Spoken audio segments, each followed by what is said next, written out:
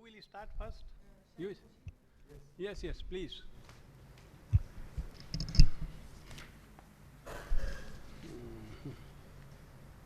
I cordially welcome the judges to the 11th Mahamana National Moot Court Competition 2024. We, the court officers of this courtroom, would like to state the rules of this round to the teams. We have TC50, TC50 as the applicant, and TC52 as the respondent for this round. The first counsel for the applicant shall speak for 14 minutes, and the second counsel for 13 minutes, with 3 minutes reserved for the rebuttal. The first counsel appearing on behalf of respondent shall speak for 15 minutes, and the second counsel for 12 minutes, with 3 minutes reserved for such rebuttal. Counsels are requested to stick with the stipulated time distribution. The speakers shall be given a reminder when 10, 5, 2, and 1 minute of the allotted time are left. Time extension beyond the allocated time is subject to the discretion of judges. In case the speakers want extra time, they shall have to ask the judges for the same. Example, in case the speaker wants 2 minutes extra time, he shall seek extension for 2 minutes. Lastly, I request the audience of this court that you all must keep silent throughout the conversation. Basically concept Any explain kind करें of आप ही पूछेगा सवाल क्योंकि मैं ठीक नहीं कर लिया थी. No one is allowed to leave the court while it is in session. Clapping or any kind of applauding is not permitted inside the court. With the due permission of the judges, the court is in session now. Yes. The counsel seeks permission to approach the case. Yes. Much obliged. Please.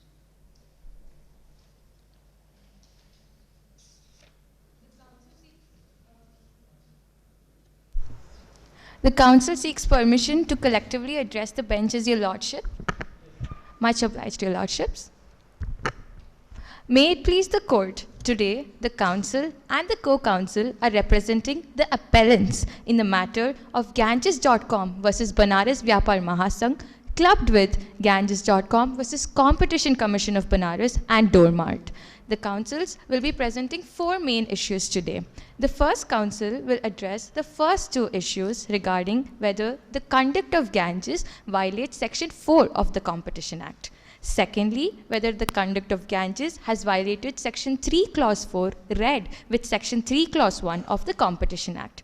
The co-counsel will address the next 2 issues regarding whether CCB has jurisdiction in the matter pertaining to Doormart, and secondly, whether Ganges has violated Section 3 Clause 4 read with Section 3 Clause 1 and Section 4 with respect to the matter of licensing of SEPs. Your lordships, the counsels for the appellants in the BVM case has approached the Supreme Court under Section 53T of the Competition Act, whereas in the Doormart case, Ganges.com has approached the Supreme Court under Article 136 of the Constitution of Banaras. The same has been clubbed under Article 145, read with Order 55 of the Supreme Court Rules 2013. Your lordships, the counsel seeks permission to give a brief overview of the facts. Your lordship? Much obliged, your lordship. The counsel would like to give a brief overview of the facts before proceeding to the arguments. The instant factual matrix is set in the constitutional monarchy of the Republic of Banaras. It is a manufacturing-intensive economy. However, since it has low internet tariffs, various e-commerce entities have mushroomed in this country. The face of this revolution is Ganges.com. It is not just an e-commerce intermediary, it is also operating in the retail space. Moreover, it has spearheaded innovation by inventing various technologies such as the buy box, anticipatory shopping, etc. And moreover, it has also introduced a program called as the FBG, which is fulfilled by Ganges, which acts as a one-stop shop for all warehousing, shipping, storage needs, and therefore it also offers faster and reliable shipping and grievance redressal mechanisms and customer-friendly policies. And October 2023, the Banaras Vyapar Mahasangh alleged various conducts of Ganges as anti-competitive, ranging from denying of market access, entering into anti-competitive agreements, use of algorithms, etc. However, Ganges has stated that these algorithms are automated in nature and Ganges is not violating the provisions of the Competition Act. Moreover, Doormart has also been a new entrant in the e-commerce industry, and although it has advertised to be a Gen Z compliant company, it has not taken the license by Ganges.com. It has alleged that Ganges has imposed exorbitant royalty fees and also that it is threatening to file a suit of permanent injunction. Both these matters have been clubbed and have been listed at the Supreme Court for the hearing. Your Lordships, if your Lordships are satisfied with the statement of facts, the Council requests permission to proceed with the arguments for the first issue. Yes, please. Much obliged, Your Lordship. The first issue pertains to whether Ganges.com has violated Section 4 of the Competition Act. It is humbly submitted Ganges.com has not violated Section 4, and a three-pronged argument is given for the same. Firstly, by delineating the relevant market. Secondly, that Ganges is not dominant in the relevant market. And thirdly, assuming but not conceding that Ganges is dominant, its conduct still does not amount to abuse of its dominant position. The relevant market is the very first step in delineating, whether an enterprise is dominant or not. Relevant market, according to Section 2 Clause R, is done with reference to relevant product market and relevant geographic market. In the instant case, the councils are humbly departing from the relevant market delineated by the DG as e-commerce market. The councils are submitting that the relevant market in the instant case should be market for the provision of marketplace services to sellers. Both online and offline channels of distribution are merely different channels. However, they form a part of the same market. As a result, it is submitted that Ganges is not dominant in the market which is delineated by the councils, and moreover, even in the market delineated by the DG, which is the e-commerce market. This is mainly due to three main factors. Firstly, although market share is an important factor, it is not the only factor which will determine if an enterprise is dominant. Secondly, due to the presence of other competitors, and thirdly, due to the existence of countervailing buyer power. With respect to high market share, it is submitted that it is just a static arithmetic figure and it cannot reflect the true position of the market and whether an enterprise is dominant. This is because dominance is acquired over a period of time and not at a single moment of time. And secondly, the presence of large competitors means that Ganges cannot operate independently of competitive forces. The CCI has held that even the presence of one strong competitor is more than enough for an enterprise not to be dominant. The case in point would be a Swiggy and Zomato. Even though Zomato has a high market share of 54%, it was still not held to be dominant, mainly because Swiggy, which was acting as a strong competitor for Zomato, was exercising competitive constraints on the same. Moreover, even in the instant case, if your Lordships may kindly refer to para number 2 of the Moot proposition, it says, the market report of Shopping Times, that there are various other players in the market, such as Flipkart, eBay, Zapit, etc. These entities act as a competitive constraint on Ganges. Moreover, the existence of countervailing buyer power means that Ganges cannot affect the relevant market, the consumers, or the competitors in its favor. This is mainly due to the fact that if Ganges imposes unreasonable terms of service, then consumers can switch to a different e-commerce entity. And because in the digital markets, if switching from one platform to another happens with just a click, and the switching costs are extremely low in the case of digital markets. Therefore, a combination of these three factors means that Ganges is not dominant in the relevant market. Coming to the third prong, yes, Counsel, as you can see that your market share is double than your next competitor, and there are only 4 players in the market, you being at 46%. How do you justify that half of your competitor, which is having 50% less market share with you? How do you justify that? And second question is, CCI or CCB has already it has determined that if you are operating in a particular market, particularly in the e-commerce market, they would look at only online as the relevant market, and they will not include offline within the relevant market. So what are your arguments there? Why are you distinguishing the position of the CCB, whereas you want to rely on all other orders that are favorable to you? Your Lordship, with regard to your second query, it is humbly submitted that the CCB or the CCI in the instant case with respect to Ashish Ahuja versus Snapdeal has stated that online and offline are different channels of distribution. However, they're part of the same market. Consumers make an analysis as to the prices between online markets and offline markets and decide based on the same. So there is a judgment of the CCI which also talks about the same, delineating online and offline together. And also with respect... Counselor, there is a subsequent judgment of the CCB which determines the market as only online and not offline. Yes, Your Lordship. Although there are subsequent judgments, it does not mean that an older judgment is overruled by a newer judgment. The subsequent judgment in the case must be the Make My Trip versus Make My Trip and Goai Bibo judgment. However, the factual matrix of the Ashish Ahuja fits best with the factual matrix in the instant mode proposition. As a result, it is humbly submitted that in the instant case, the relevant market includes both channels of distribution. Counsel, there is a judgment of CCB in the e-commerce market dealing with a similar service like yours. Therefore, there is a specific judgment out there. But you please go ahead with your submission. Much obliged, Your Lordship. With regards to, Your Lordship, with regards to your query on the market share and how if there is double the market share of Ganges and Flipkart, the Council would like to address that query as well by humbly submitting that although market share is a criteria, an important factor is the way it's affecting the competition. In the instant case, merely because the market shares are having different values, it does not mean that the consumers cannot switch from one market to another if Ganges is imposing unreasonable terms. So the easy switchability means that the difference in market share has little importance here. Your Lordships, with respect to the third prong about the abuse of dominant conduct, two main conducts are in question here. Firstly, the tying and the bundling, and secondly, leveraging the dominant position. The Council would like to humbly submit that for tying to be anti-competitive, there needs to be an element of coercion. This element of coercion is missing in the instant case.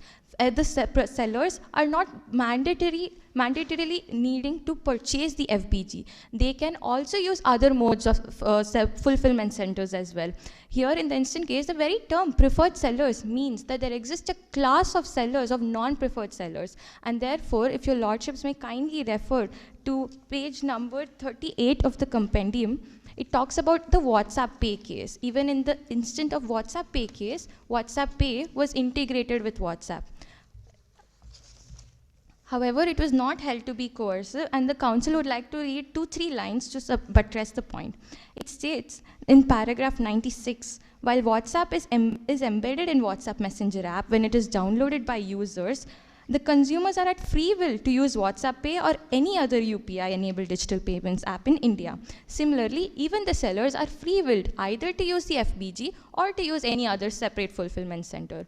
And moreover, these practices are also objectively justified because FBG provides last-mile connectivity to the sellers. And moreover, if your Lordships may kindly refer to paragraph 5 of the Moot proposition, the justifications for FBG is that it gives faster and reliable shipping, also better grievance redressal mechanisms, and customer-friendly cancellation policies. As a result, it is submitted that there is no element of coercion and the practice can be objectively justified. Your Lordships, due to the paucity of time, the Council requests permission to move on to the arguments for the second issue. Much obliged, Your Lordship. Your Lord.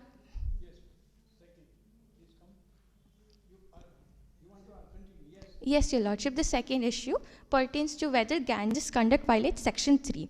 Your Lordships, 3 main agreements are in contention here. Firstly, the price parity clauses entered into by Ganges. Secondly, the algorithms which are entered into by Ganges and the sellers, which are alleged to be anti-competitive. And thirdly, the exclusive listing agreements.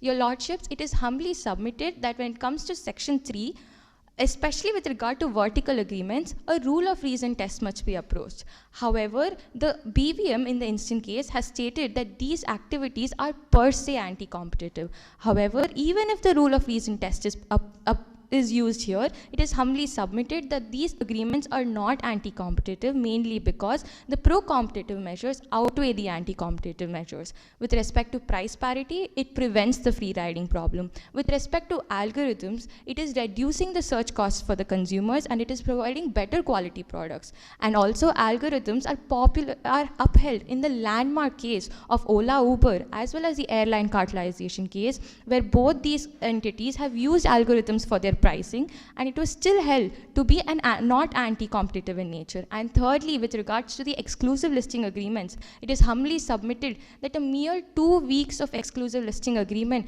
cannot be held to be anti-competitive, because for it to be anti-competitive, there needs to be an appreciable adverse effect on competition. However, mere 2 weeks will not cause any appreciable adverse effect in the competition, and therefore it is humbly submitted that all three agreements, namely the exclusive listing, the price parity, and the algorithms, both the algorithmic search as well as algorithm pricing, are not anti-competitive in nature.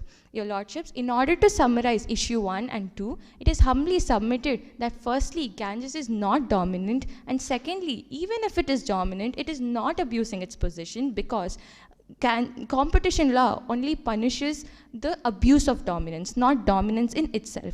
And thirdly, that Ganges' conduct of tying, bundling, and leveraging is not anti-competitive in nature. And with regard to section 3, it is humbly submitted by adopting a rule of reason test, since the pro-competitive measures are outweighing the anti-competitive measures. Therefore, these agreements are not anti-competitive. The co-counsel will address the issues of the next two issues regarding to SCP licensing. Your Lordships, it was a pleasure pleading before you. Thank you.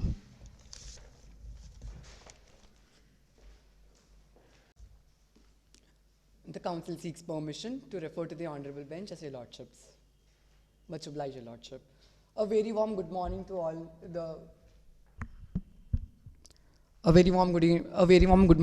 Lordships and the Honorable Court Clerk for the benign presence. If Your Lordships do not have any queries regarding issues 1 and issues 2 as submitted by the co-counsel, will the counsel proceed with the submissions for issue number 3 and issue number 4 of the memorial? Much obliged, Your Lordship. Your Lordship, as mentioned by the co-counsel earlier, the counsel would submit its arguments in 2 issues.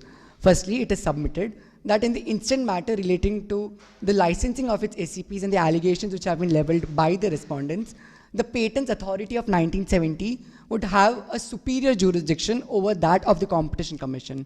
As for issue number 4, it would be humbly submitted that the conduct of Ganges, even if it is assumed that the CCB did have the jurisdiction to adjudge over the matter, does not violate Section 4 or Section 3 of the Competition Act.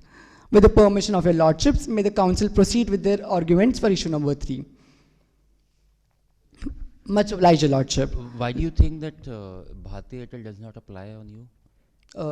Your Lordship, the reason as to why Bharti Airtel case would not be applicable in this present matter is in that scenario, it was a tussle between a sectoral regulator and the CCB. And in that case, it was said that the sectoral regulator would be given precedence and would be given the first right to exercise jurisdiction. However, in this present matter, it is submitted that the Patents Authority or the Patents Controller is not a sectoral regulator, and since there exists an intelligible differentia between the factual scenarios of both the cases, the appellants do not rely upon the judgment of this honorable court. With the permission of Your Lordships, may the counsel proceed with issue 3. Much obliged. Your Lordship, it is humbly submitted that the DOMAT, the respondents in this present scenario, have leveled allegations against Ganges for imposing unreasonable licensing terms and not following its FRAN's obligations with respect to licensing of its SCPs. It is, however, submitted that the CCB did not have the jurisdiction to adjudge over these matters, as the jurisdiction primarily lies within the Patents Controller under the Patents Act of 1970. The counsel would provide a 4-pronged argumentation to expound upon the same. Firstly, that the Patents Act is a special law, whereas the Competition Act is a general law in this instant factual matrix. Second, the doctrine of lex posterior derogat priori is applicable in this present matter. Thirdly, that the application of Section 4 of the Competition Act is invalid. And fourth, the actual remedy for the allegations lie within the Patents Act and not the Competitions Act. Lordships, moving on to the first prong of the argument, it is submitted that it is a well-established legal practice that a special law which has been enacted specifically for a subject matter would take precedence over a general law. The same also applies in cases of two special statutes, wherein the special statutes in which the subject matter of the said allegations completely falls under would take precedence. Your Lordships, if you may please refer to page number 49 of the Compendium of Cases and Provisions, the Ashoka marketing case have been affixed. The Lordship, in the said case, it was clearly mentioned that in case there are two different special statutes, the intendment and the subject matter must be taken into account to ascertain which statute would prevail over the other. It is humbly submitted that the subject matter of the allegations squarely deals with the infringement of a patentee's right, the rights which have been given under the Patents Act of 1970 and for which the Patents Act itself has the remedies. And thus, due to this subject matter, the special act in this scenario would be the Patents Act of 1970, which through its chapter 16 categorically deals with compulsory licensing and all its remedies. And thus, the special law in this matter would be the Patents Authority under the Patents Act of 1970 and not the Competition Act. Moving on to the second prong, your Lordships, it is submitted that in chapter 16 in the Patent Act, what will be its effect yes, your Lordship. over the Competition Act? Yes, your Lordship. Lordship, to answer the said query, the second prong of argumentation would be used. As mentioned, the doctrine of lex posterior derogat priori says that a newer law on the same subject matter would take precedence over an older law. Your Lordships, the same maxim is also applicable in cases of a newer amendment to an older existing law, which would take precedence over an older law on dealing with the same subject matter.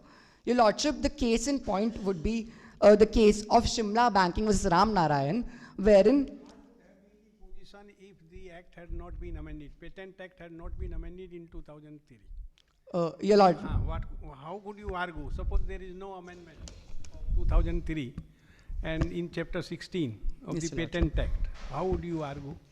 your Lordship, in that scenario, there would not exist any provisions for compulsory licensing, and in that scenario, the appellants would take provisions of the Competition Act if they take provisions of the Competition Act as it came in the year 2002. However, since chapter 16, which is a code in itself, which deals with all the remedies of the patents and gives the power to the controller and licensors, the said act, the said amendment, that is chapter 16, would prevail over the provisions of the Competition Act, and thus applying this doctrine would take precedence. Moving on to the third prong, your Lordship, it is humbly submitted that the remedies which have been sought by the respondents do not fall within the ambit of the Competition Act. Lordships, it is submitted that under section 27 of the Competition Act, the CCB is merely empowered to impose fines, penalties, or seize or desist orders. However, it is submitted that the allegations here lie with the licensing of patents and fixing of royalty rates. Lordships, the Competition Commission, while might have wide powers, it does not have the powers to fix royalty rates or give out patents per se. The said power solely lies with the controller and within the Patents Act of 1970. Secondly, your Lordship, there has also been an allegation of wherein the Domats have alleged that Ganges has threatened to file a permanent injunction for the same. Lordship, section 106 of the Patents Act itself has a provision which remedies that for any groundless threats of injunctions filed by the patentee, the Patents Act would have the jurisdiction. And thus, as the remedies which have been sought solely lies within the Patents Act, it is submitted that the primary jurisdiction would be within the Patents Act. As for the fourth prong, your Lordship, it is submitted. Yes, your Lordship. Why they are saying that is because you are using litigation to threaten them to come to your terms. So you're basically abusing your dominant power by filing vexatious litigation on the other side. And therefore abusing your dominant power. So that is what is being argued. They're not excluding your jurisdiction under the Patents Act. That's obviously a separate issue. Yes, your Lordship. The issue of abuse is a separate one. Yes, your Lordship. Your Lordship, to answer the said query, the Council would like to submit the fourth prong. Lordship, the allegations of abuse of dominance does not hold true in this matter, because in order for Section 4 to apply, the entity must be an enterprise under Section 2 Clause H. However, Your Lordship, if we read the definition of the enterprise and under Section 2 Clause H, there doesn't exist anything which relates to licensing of any patents or IPRs. Lordships, in the case of Allen and Hanbury's versus Gendrix, it was said that licensing of patents would not come under the ambit of transfer of goods or products, as it does not involve the transfer of title, rights, or property. The similar case was also upheld in Ericsson, wherein the Section 4 allegations were nullified as the criteria was not met by the parties which were licensing their SEPs. Lordships, with your permission, may the Council proceed with their issue number 4. Your Lordship, as Your Lordships had inquired before regarding the issue of abuse of dominance, if it is assumed that the CCB did have the jurisdiction to adjudge over the same matter, even then the conduct of Ganges would not be liable to be judged under Section 3 and Section 4. A two-pronged argumentation would be provided for the same. Firstly, that the Ganges' act of giving its SEPs in a portfolio is merely an industry practice and is not per se violative of Competition Act. Secondly, the Ganges asking for a permanent injunction is well within its rights and is not an abuse of dominance. Lordships, for the first prong, it is to be submitted that giving the SEPs in a portfolio is an industry practice which increases the efficiency of standardization process. If Your Lordships may please refer to question number 8 of the clarifications which were given, the interpretation of the term entire patent portfolio has given to be the patent portfolio of Ganges consists of both SEPs and implementation patents. Lordships, implementation patents are necessary for those for the SEPs to be implemented, and thus it is of essential of nature. And secondly, there exists no tie-in arrangement when an SEP is being bundled or tied with its implementation patents, as held in the case of Illinois Inc. versus Independent Inc.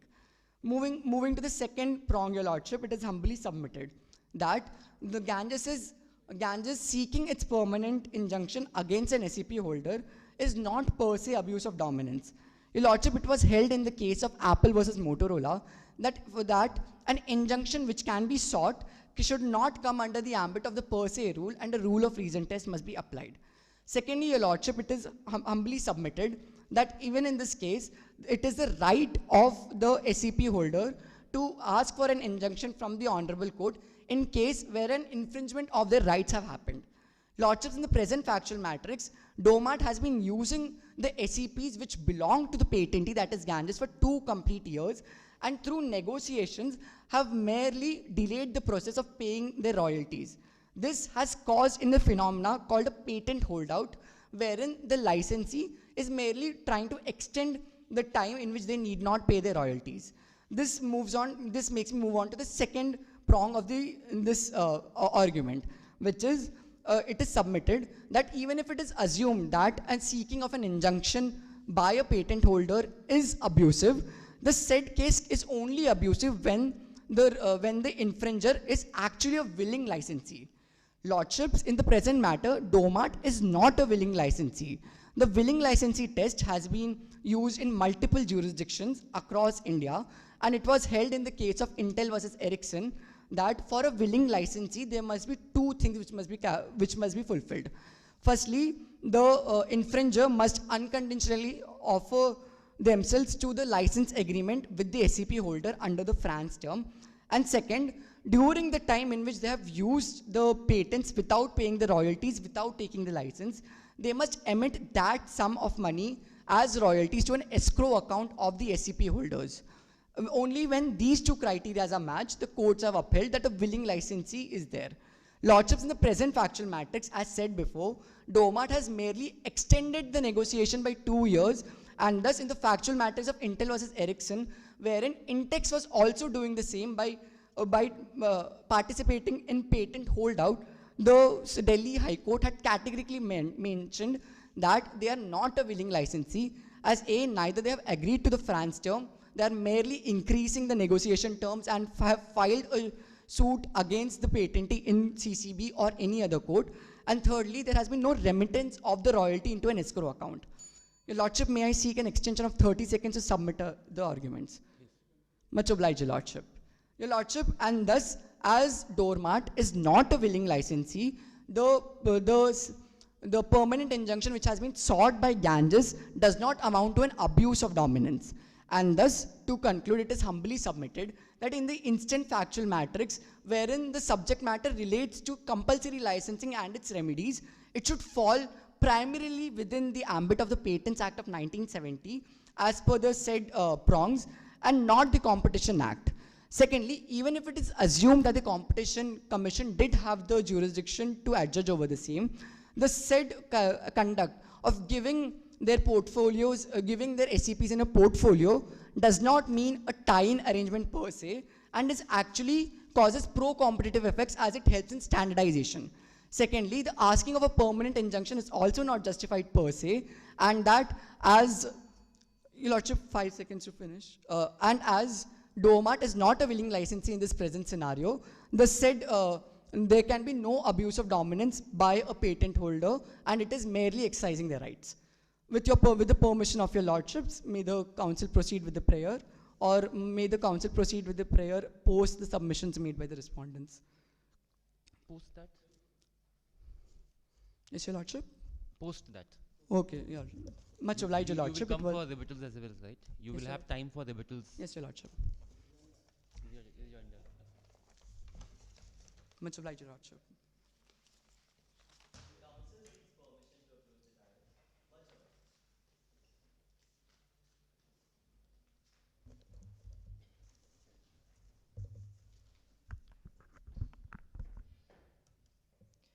Greetings to the bench. This speaker 2 on behalf of Team 52 representing the counsels of the respondents in the instance case.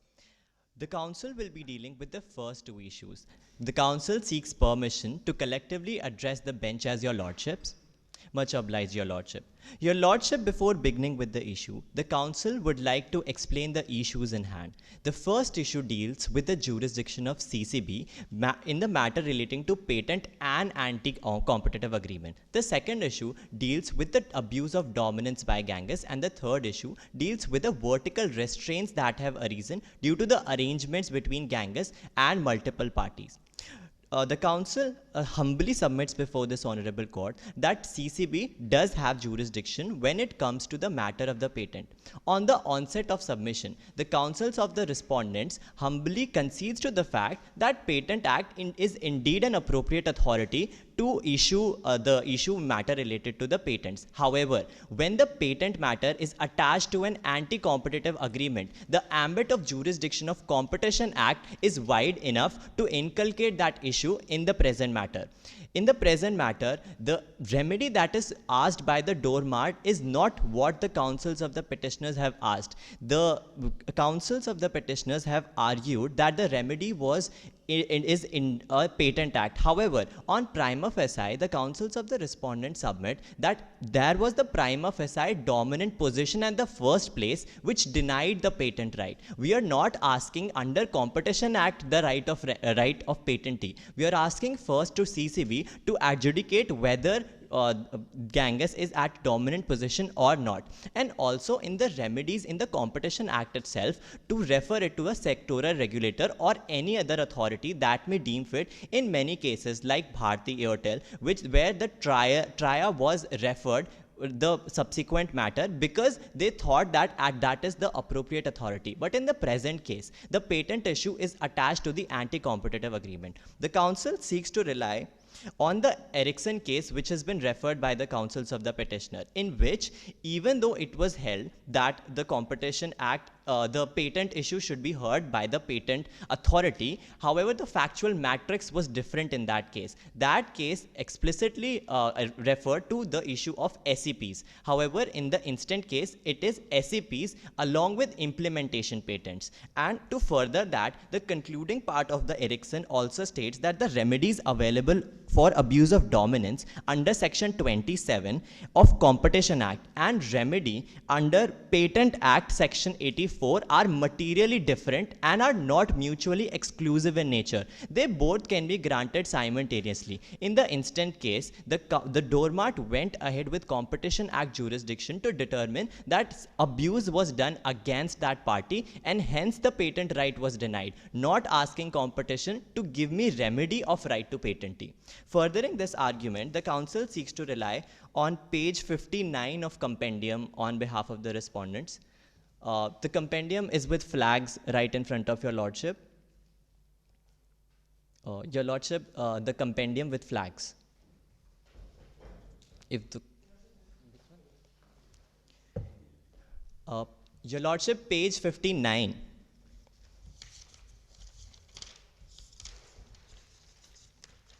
Which is in the case of updated terms of services policy for WhatsApp users. The last 4 lines says that where there is unreasonable data collection, sharing thereof may grant competition advantage to a dominant player and may result in exploitative as well as exclusionary effect, which is the subject matter of examination under competition law. It is tried to mention that provision of the Act are in addition to and not in derogation of the provisions of any other existing law in the jurisdiction of Banaras. Further, relying on the Bharti Airtel case on page number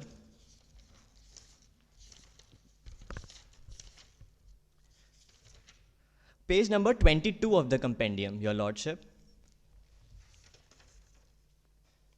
If your lordships are with the counsel.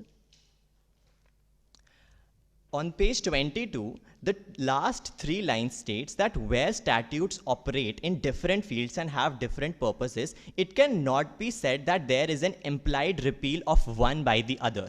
And the Competition Act is also a special statute which deals with anti-competitive agreements. In the present case, the counsels of the petitioners have argued that the competition law is general in nature and that the amendment came later after the Competition Act, and hence it should be prevailing over the Competition Act. However, the counsels of the respondents argue that an amendment is a part of a parent legislation and is not actually an other existing law. An amendment should be read with the parent legislation, and there should be harmonious construction between Patent Act and Competition Act to determine the jurisdiction of competition, which is instance case has happened where Doormat went to CCB and then directed DG to investigate the allegations, which is on last page of proposition.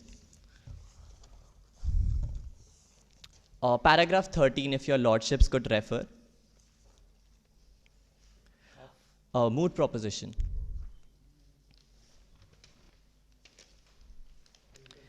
After carrying out the investigation, DG concluded that Ganges is dominant player in the e-commerce market and it was abusing its dominance. The DG looked into the agreement that Ganges entered into with sellers listed on its platform and found them to be anti-competitive. In the present context, Doormat has been negotiating with Ganges, being a dominant player in the market, regarding the exorbitant royalties, where comparing with other enterprises, Doormat is being asked extra to pay for implementation patents as well, which is in contradiction to the FRAN terms, which is referred by the counsels of the petitioners, that it is fair, reasonable and discriminatory in nature, because one enterprise, that is Doormat, who is trying to enter into such a large enterprises, is denied of the same royalty prices as other enterprises, which is clear indication of abuse against Doormat.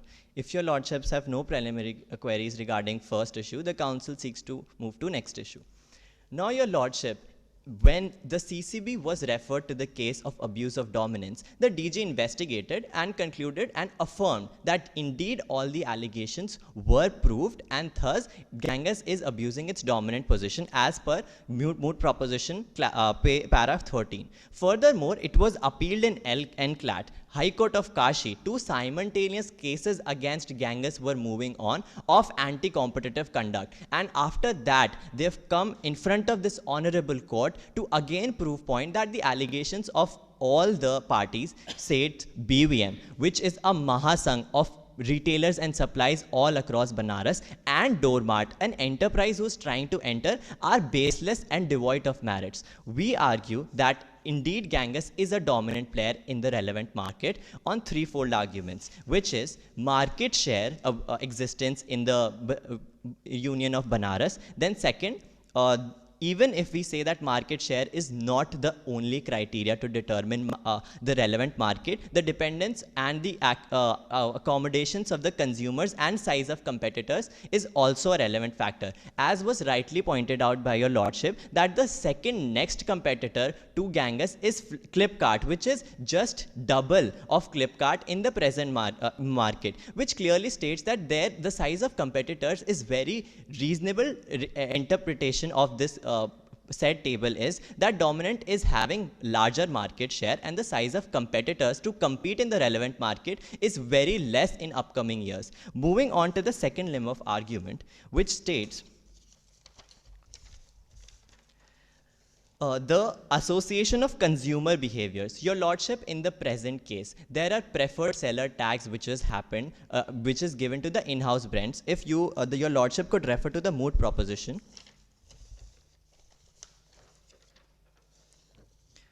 Paragraph 5. As per official records, Ganges hosts both in-house brands and third-party sellers on its platform. Further, the records of the company, there are more than 5 million sellers that use Ganges platform to sell various products. And apart from in-house brands and labels, Ganges has also expanded into allied and cognate services, which clearly proves that size and market share of Ganges is way more than any other competitor in the market. Moving on to the 6th paragraph, which states that they've also entered into exclusive agreement with OnePlus. And in the instance case, OnePlus 2 only being sold at the platform of Ganges is taking away the right of the consumer to avail that product at any other enterprise. Even in arguendo, there existed any other competitor, Ganges being in an exclusive agreement is taking away that right from the consumer to take that product, which is also against under the Treaty of European Functioning, Article 102. And why this treaty becomes important in the present cases due to the last page of proposition. If your lordships could refer to paragraph 16, which states that the Banaras competition regime is more or less identical to the European Union and the jurisprudence laid down in EU and United States, and hence concluded that Ganges is indeed a dominant player in the relevant market, which brings counsel to this. Under what circumstances you can rely upon the treaty in other countries or whatever the conventions are going in municipal law? What is the article in the constitution to attract those conventions or treaty? Your lordship, in the constitution of Banaras itself, it has been stated that if a union has ratified a treaty, it is to be... Please consider that Banaras state has adopted the constitution of India. Certainly, your lordship. So what is the provision and how do you deal with these international conventions or treaty in the municipal courts? Certainly, your lordship. To answer that, there is two-pronged submissions. First, there was a memorandum of understanding signed between Competition Commission of India and European Commission of India in 2013. And second limb of argument is, when a union ratifies a treaty, it is bounded by the international law, which has been held in landmark judgments of the Union of India. And comparing the laws paramateriality to the laws of Banaras, hence this treaty becomes very pertinent to take into the record in front of this honorable court. Article 252 of the Constitution provides that India must enact the So, law to give effect to the treaties or conventions to which India is a signatory. certainly, your lordship. 51 capital A, when deals with the fundamental rights, they have said that you develop the international law and they adopt it. So the municipal law can apply the international law principles or international treaties or conventions if there is no contravening provision in any municipal law. Right. Understood. The council really appreciates your lordship's help during the submissions. Council, you do not have any issue with we clubbing the two cases, which are completely different? Your lordship, the council, the Ganges in the instant case have challenged both of the orders, the order of the NCLAT and the case which was going on in High Court, on the basis that first of all the jurisdiction is not in the pertaining to the relevant matter. Hence, the doormat is arguing on the jurisdiction of SLP and So on behalf of doormat, that may be the argument. What about the argument on behalf of Mahasangh? Your Lordship, the Mahasangram is dealing with the appeal that was taken after that order of BVM, which is enshrined at the last paragraph. The clubbing of issues is actually an expedited process where the counsels of the respondents also feel that clubbing of the petition and taking all the facts relevant, anti-competitive agreements, self-preferencing, vertical restraints arising out of the arrangements is indeed in the favor of respondents, while the honorable bench could see all the allegations together against Ganges. But clubbing also takes you to the Monsanto judgment, where we send the matter back to the Patents Act, and therefore CCB does not have any jurisdiction. So you're comfortable with it. Therefore, there will be no benefit for you, no remedy for you then. Your if Lordship, you are excluding the jurisdiction of the CCI.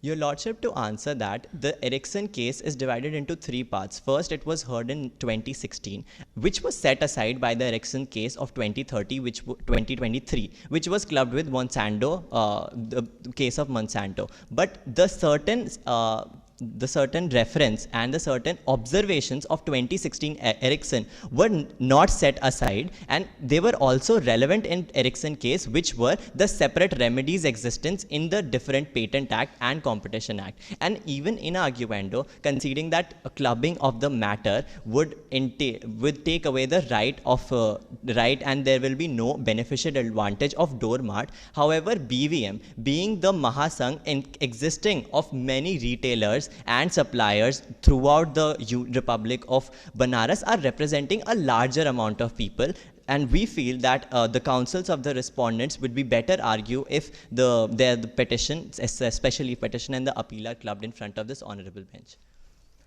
Can you please tell what is the difference in setting aside the judgment or overruling a judgment? Your Lordship, setting aside is till the conclusion of the latest judgment has not come. It is considered to be a stay on that particular case. However, overruling means that that case in itself has been quashed. No persuasive value will be considered when that has been cited.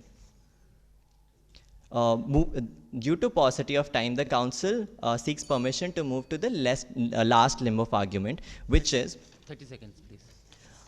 That in arguendo, even if we feel that this is a market practice which has been taken place in the Union of Banaras by Ganges to the innovation. In the present case, the testimony by CEO of Ganges, which is on Moot proposition, para 9, if your Lordships could refer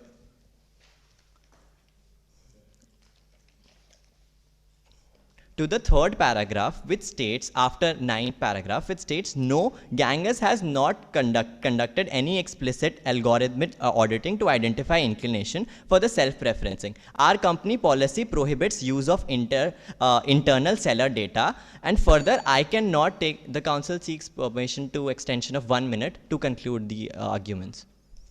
Take half a minute. So, much obliged, your Lordship. What kind of lawyer you are if you want to conclude the argument? You should continue. Much obliged. Understood, your Lordship.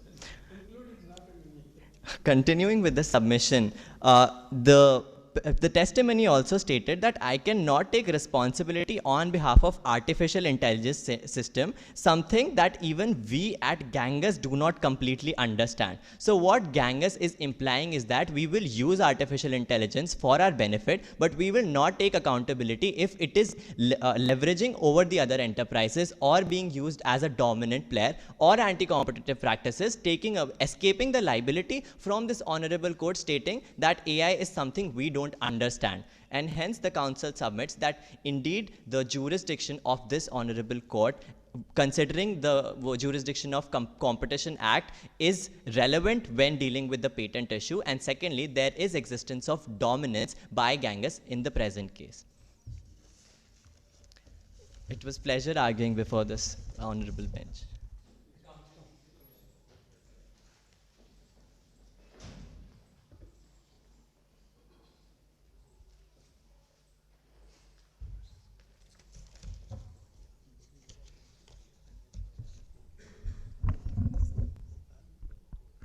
Greetings to the esteemed bench. The council seeks the permission to collectively address the bench as your lordships. Much obliged, your lordships. This is Speaker 1 appearing as a counsel on behalf of the respondents, and the present council will be dealing with the issue of Speaker 1. This council was Speaker 2 but came first because of the jurisdictional issue being tackled first. Obliged, your lordships. The present council will be dealing with the issue of activities alleged by BVM, which include the arrangements, the understanding of Ganges with other sellers and firms to be anti-competitive in nature and violating the provisions of the Competition Act of Banaras. This submission, your lordships, is followed by a twofold argument. The first argument being that the arrangements that the Ganges has entered into, these are anti-competitive because first, there are vertical restraints emanating out of these agreements. These vertical restraints have the potential and are likely to cause appreciable adverse effect on the competition in the market. And secondly, your lordships, the self-preferencing that has been undertaken by Ganges in terms of algorithmic preferencing is as well anti-competitive in nature.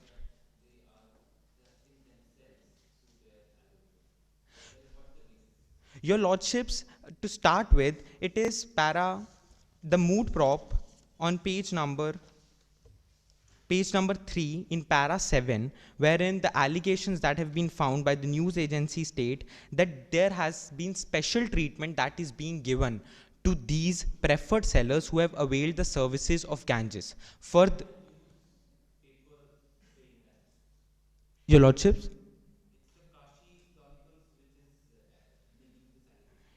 In addition to this, your lordships, it was found that these preferred sellers were the ones that the services from whom were being availed the most by the consumers because of their vertical agreements with Ganges. And further, your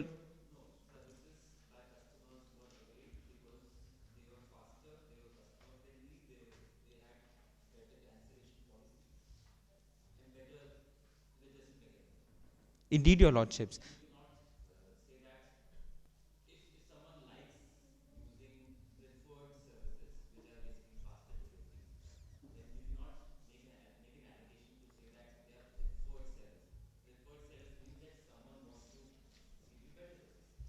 Your lordship, it is a submission of the council that when it came for Ganges to clarify its position regarding these allegations that are by the news agency that special treatment was being given, it was said that this special treatment does not owe to any man-made intervention by Ganges, or for that matter that Ganges has not intentionally been preferring preferred sellers. It is primarily the data that is collected on the basis of consumer behavior that is fed, and that results in such behaviors, and there's no involvement of Ganges. This is the stance that is taken by the appellants.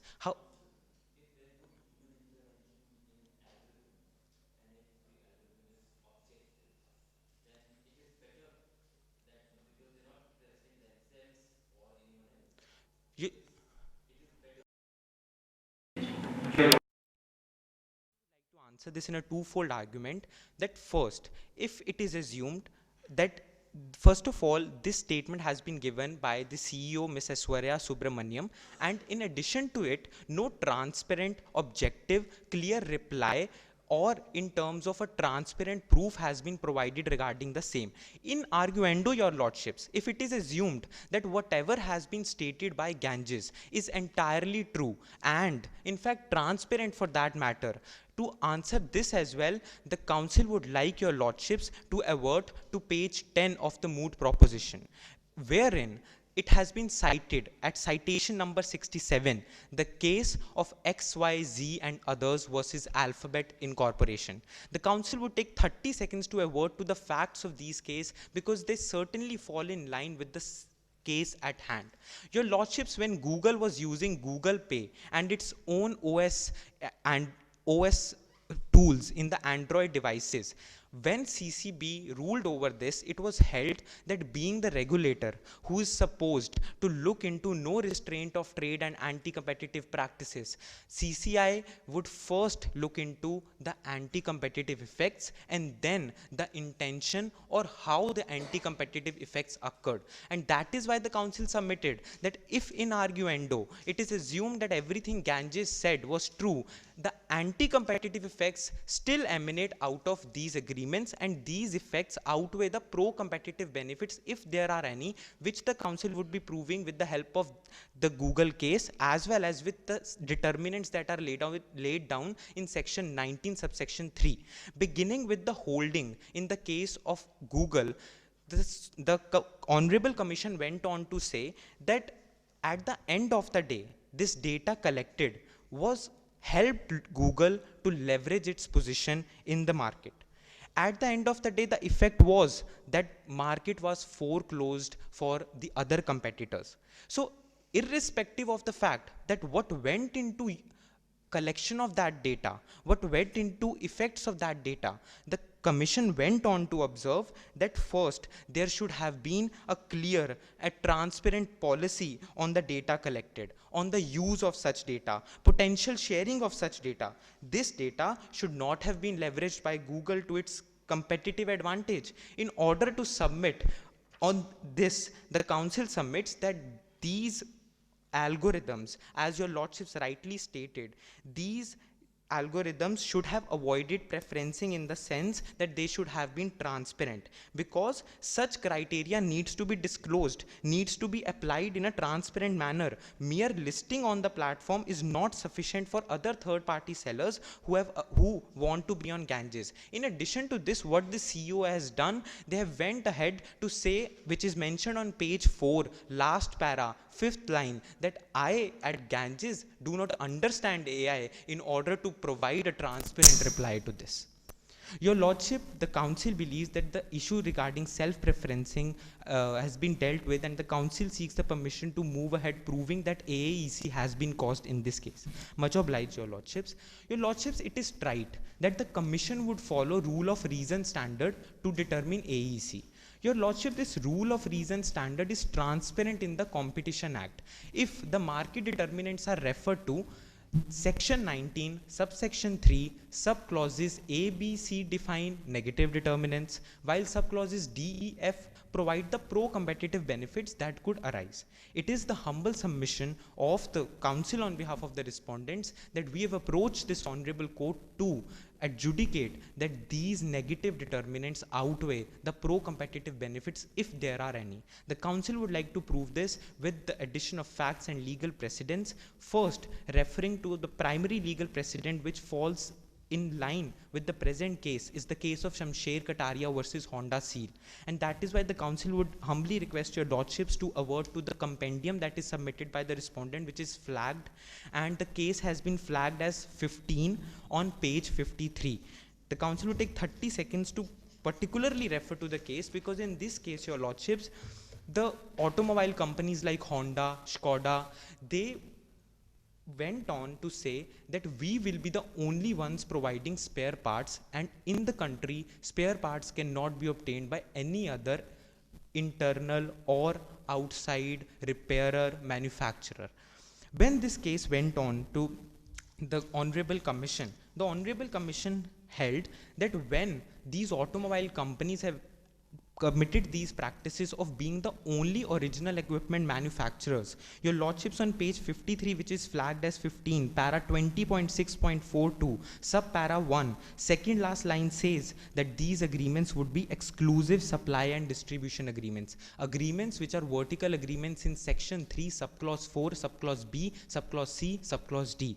Further, it went on to say that it would produce negative determinant effects, which are in section 19 subsection 3, sub para 2, third last line says that these agreements would lead to refusal to deal, which is again a vertical arrangement, which is subclause D.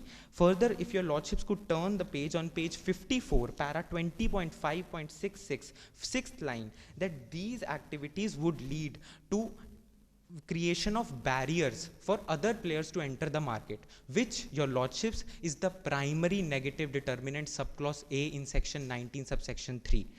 Now, averting to the facts of the case, which in the present case are similar, is what the council submits.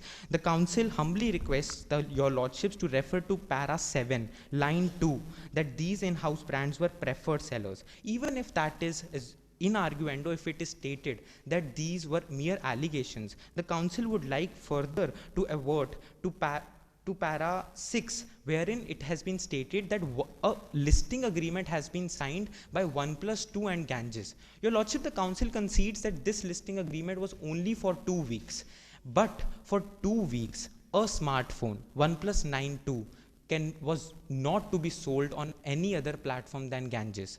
Indeed, your lordships, these agreements are being signed by other competitors as well. This agreement was signed only for 2 weeks. But when the regulator approaches the honorable bench, the regulator requests the bench to consider this issue vis-a-vis the dominant position that Ganges has acquired in the market, which has been adequately proved by the co-counsel.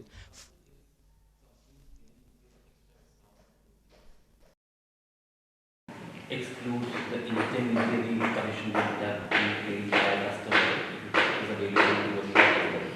Then obviously they would want to have some sort of exclusivity for small people, so that whatever investment they are doing in terms of advertisement, in terms of entire supply chain, they are able to recoup it. So what is wrong about having 2 weeks exclusivity? Indeed, your lordship, being the regulator would protect the interest of Ganges as well, in order, because it is the one which has innovated. Further, having the right to maintain that innovative sense and go on to maintain the exclusivity.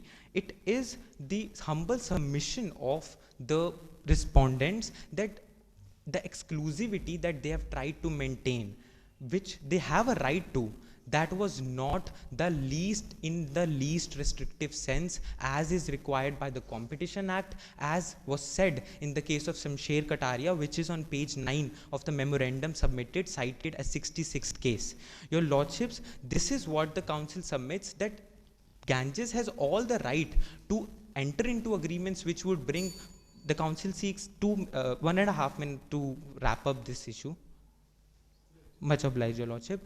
These agreements, this use of dominance, these arrangements, the price parity clause, self-preferencing, everything should have been done in the least restrictive sense. That is what the council submits, that the negative determinants outweigh the positive determinants. It is not necessary that, as your lordships mentioned, that exclusivity would result in adverse impact on competition. It is not necessary, but it is the humble submission that the antitrust risk increases in proportion to the market power of the platform, which in this case is Ganges, and the market power of Ganges has been adequately proved. To further in detail answer your question, your lordship, the council would go on to say that these exclusive clauses, this exclusive clause denies the opportunity to the third party sellers to list their products on competing platforms at a lower price, as PPC does. And the council would go on to concede and say that the Moot proposition, as far as PPC is concerned, closes at para 8's last line, that PPC was signed and there is no further information provided. But it ends saying that Ganges did this to guarantee lowest price for itself.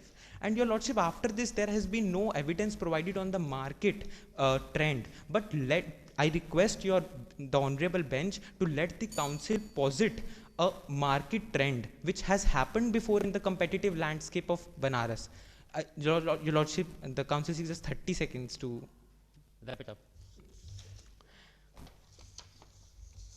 Your lordships, assessing these anti-competitive effects, it is the humble submission before this honorable apex court to conduct a collective assessment of facts, other contractual terms, market dynamics, and their impact on entire ecosystem which includes upstream traders, downstream traders, competitors, and consumers, rather than looking at practices standalone or in isolation, and vis-a-vis the market power that Ganges holds in the competitive landscape of Banaras. In addition to this, your lordships, this was the affirmation that was made by the NCLAT, by the High Court of Kashi, and the DG report was found to be satisfactory by the CCB as well. Your lordships, these being the concluding submissions, it was a pleasure arguing before this bench. The council requests about the prayer, would it be after that? Much obliged, your lordships.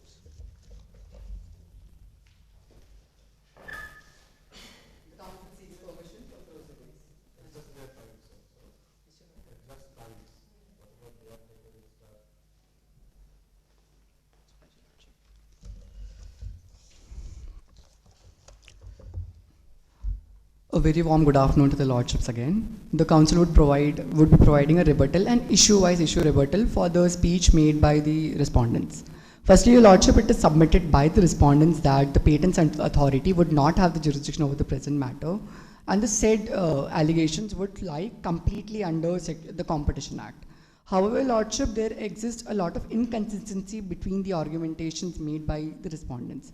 Firstly, your lordships, they rely on the case of Bharti Airtel, which the council had earlier said that would not be applicable in this present scenario, as in that case, TRAI was held to be a sectoral regulator.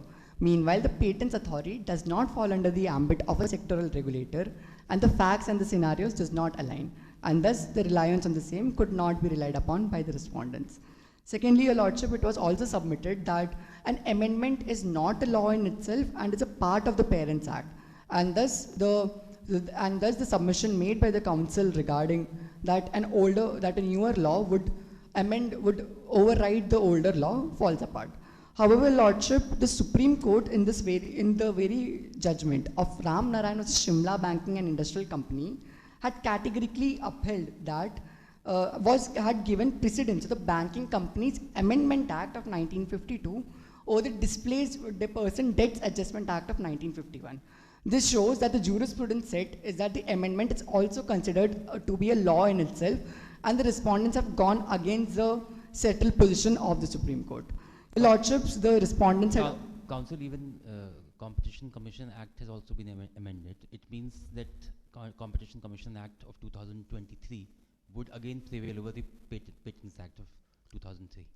Your lordship, the criteria for when a newer law would override an older law is when the subject matter is the same. Your lordship, in the present scenario, the 2023 amendment does not merely talk about licensing and abuse of its patents, and as a subject matter is different.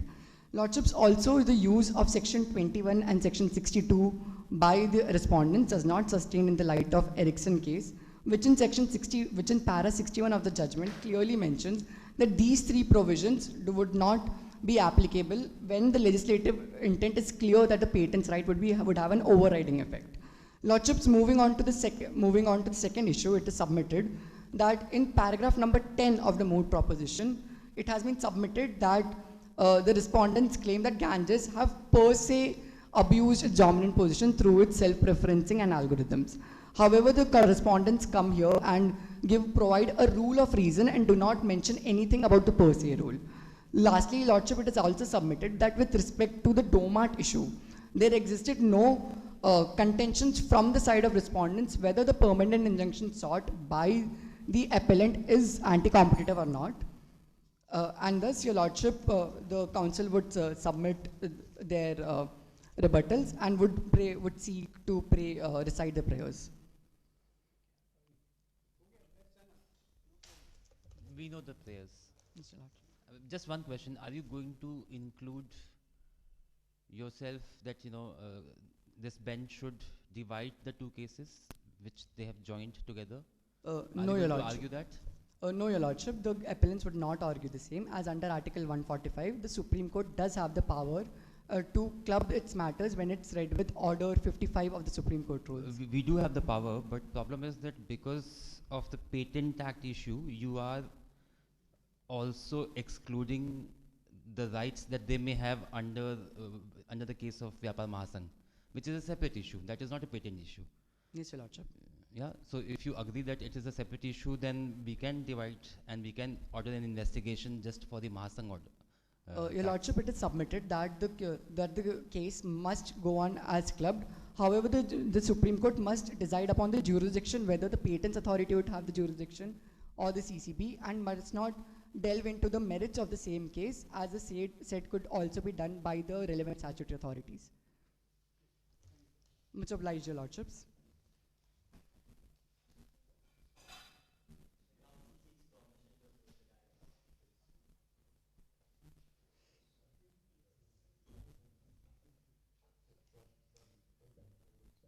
With utmost respect to the counsels of the petitioners, they have tried to mislead the bench by quoting the contrary arguments of the oral submissions of the respondents. We on the onset conceded to the fact that Patent Act is an appropriate authority to deal with the patent issue. However, when the patent issue is attached to anti-competitive issue, then the ambit goes wider. The counsels of the respondents never argued that Patent Act should not be dealt when the issue of the patent arises.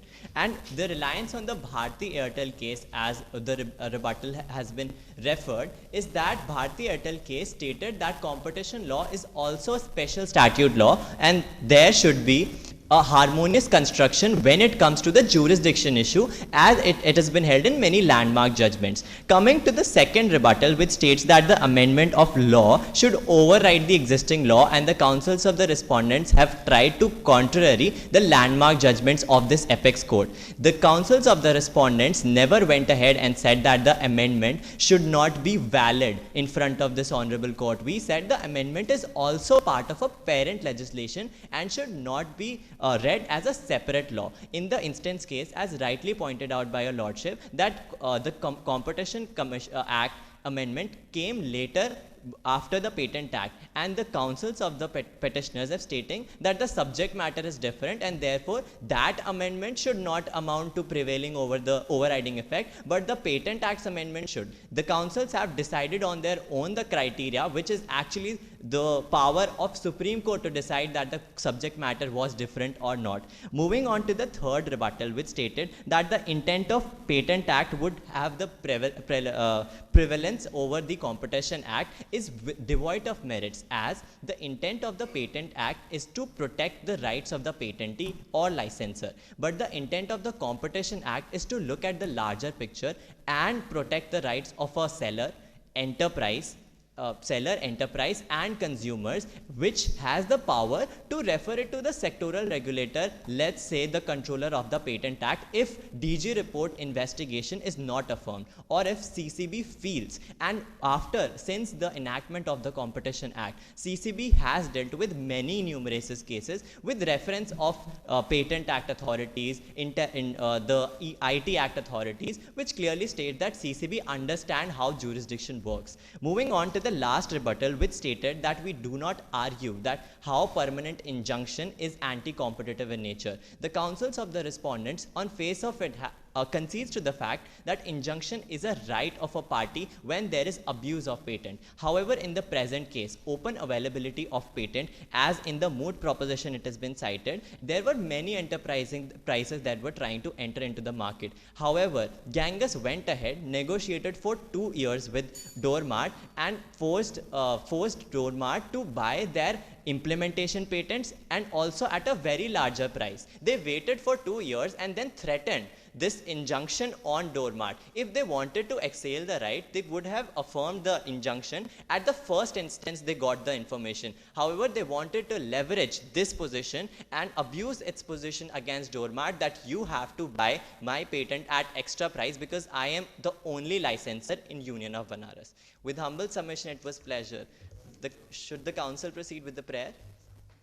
We know the unless you are changing your prayer. No, certainly not. It was pleasure. I thought you would change your prayer, at least get one investigation going on with, against them. Your Lordship, it was a humble request, and also answering to the question of the clubbed petition, we feel that the counsels of the petitioners are actually submitting a contrary argument that the jurisdiction should also be decided. It was pleasure arguing before this.